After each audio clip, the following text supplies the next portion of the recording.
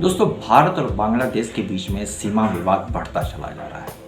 अभी हाल ही में संयुक्त राष्ट्र की तरफ से एक लेटर आता है प्रधानमंत्री कार्यालय को, और जिसमें साफ साफ कहा जाता है कि भारत फेंसिंग करना बंद करे, यानी कि भारत बांग्लादेश बॉर्डर पे फेंसिंग करना बंद करे। इसके उलट प्रधानमंत्री कार्यालय से एक रिप्लाई भी जाता है और साफ साफ कहा जाता है कि भारत इसको तो बंद नहीं करेगा, चाहे कोई कुछ भी कर ले। दो टूक शब्दों में जवाब दिया जाता है। दोस्तों, ये वाजिब भी है और लाजमी भी है। भारत ने जो इसके कारण बताए हैं वो बहुत ही सही कारण बताए हैं। भारत ने कहा है कि जो फेंसिंग हो रही है वो भारत के सुरक्षा से जुड़ी हुई है, और भारत बात इंटरनल सिक्योरिटी और सॉवरेनिटी की होती है तो भारत उसके लिए हमेशा से ही प्रयास करता रहेगा और उसको करने के लिए कुछ भी करेगा। इससे पहले भी दोस्तों बांग्लादेश की तरफ से प्रोटेस्ट किया गया था, कुछ तनातनी भी बनी हुई है, और ये तब से विवाद बढ़ा है जब से बंगाल में भाजपा सरकार आई है। जब तक तृणमूल की सरकार थी तब तक वहाँ पे सब कुछ ठीक ठाक चला था, लेकिन जैसे ही भाजपा सरकार आई और उसने बॉर्डर सिक्योरिटी फोर्स को जमीन आवंटित की, तब से फेंसिंग शुरू हो गई है और इस सीमा विवाद बढ़ गया है। दोस्तों, अगर इतिहास पे गौर करें तो भारत और बांग्लादेश के बीच में सीमा विवाद आज का नहीं है। जब आज़ाद हुआ था देश, उसी समय से ही भारत और बांग्लादेश के बीच में सीमा विवाद चल रहा है।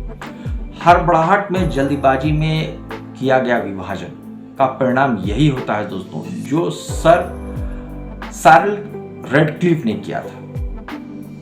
ब्रिटेन के एक वकील ने आके जिस तेजी से और जिस हड़बड़ाहट और जल्दीबाजी में आके सीमा विभाजन किया था, उसका नतीजा यही होना था दोस्तों। लेकिन सन 2015 में 161 एन्क्लेव को भारत और बांग्लादेश के बीच में आदान प्रदान किया गया और कोशिश की गई कि लोगों को पहचान मिल सके कि वो बांग्लादेश के नागरिक हैं या भारत के नागरिक हैं। लेकिन इसके बावजूद सीमा पार से न तो इन्फिल्ट्रेशन बंद हो रहा है, न तो मिलिटेंट्स का आना बंद हो रहा है, न तो स्मगलिंग बंद हो रही है, और कहीं ना कहीं इससे डेमोग्राफी भी बदल रही है। इन सारी चीज़ों को ध्यान में रखते हुए और इस पर गंभीरता से विचार करते हुए भारत ने तय किया कि वो फेंसिंग करेगा, और यही कारण था कि जब चुनाव इस बार हुआ है तो भारत सरकार ने और भाजपा ने इस मुद्दे को बहुत गंभीरता से उठाया है और लोगों से ये प्रश्न भी पूछा था कि क्या आप बॉर्डर पर फेंसिंग नहीं चाहते हैं, या आप नहीं चाहते कि भारत पूरी तरह से सुरक्षित हो जाए। और शायद यही कारण था कि भाजपा को इतनी बड़ी बहुमत मिली, इतना बड़ा उसे जनादेश मिला। अब भाजपा जो है अपने उस संकल्प को पूरा कर रही है और बॉर्डर पे फेंसिंग कर रही है, और आने वाले समय में बहुत जल्द इस फेंसिंग को पूरा कर लिया जाएगा।